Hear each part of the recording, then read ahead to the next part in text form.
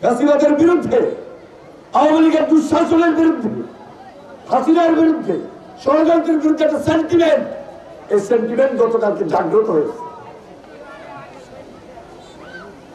অনেকে বলেন নাই 5 তারিখের পর যে আওয়ামী লীগকে ক্ষমা করে দিবেন।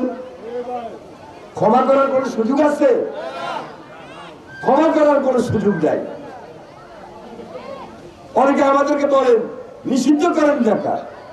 আরে ভাই, ভোটে কি একটা দল নিষিদ্ধ করা যায়? যদি বিচার হয় অটোমেটিক আমাদের যে সেন্টিমেন্ট, তারা যে অত্যাচার করেছে, তারা যে নির্যাতন করেছে, হাসিনা নিষিদ্ধ হয়ে গেছে, হাসিনা নিষিদ্ধ হয়ে যাবে, আওয়ামী লীগ নিষিদ্ধ হয়ে যাবে। তারপরেও একটা নির্বাচন যদি হয়, পার্লামেন্টে বসে জনগণের ম্যান্ডেট দিয়ে আলাপ আলোচনার ভিত্তিতে অফিসিয়ালি নিষিদ্ধ করা, এটা তো আমাদেরও দাবি। এটা আমরা চাই। এই কারণে চাই যে এই হাসিনা গুম করেছে, এই হাসিনা খুনের অর্ডার দিয়েছে, অত্যাচার করেছে, নির্যাতন করেছে, লুটপাট করেছে। তাহলে হাসিনার বিচার হবে না, হাসিনাকে ক্ষমা করে দিব, ওই সুযোগ বাংলাদেশের মাটিতে বিএনপি দেবে না, আমরা দিব না। সবাই মিলে আমরা যখন আন্দোলনের ফসল হিসাবে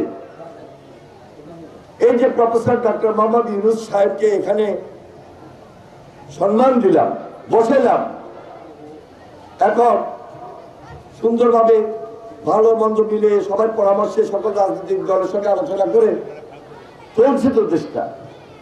একটা স্বাভাবিক জীবনের মধ্যে তো আমরা আছি, একটা স্বাভাবিক জীবনের মধ্যে তো আমরা আছি। হ্যাঁ, আমাদের প্রত্যাশার জায়গা অনেক বেশি।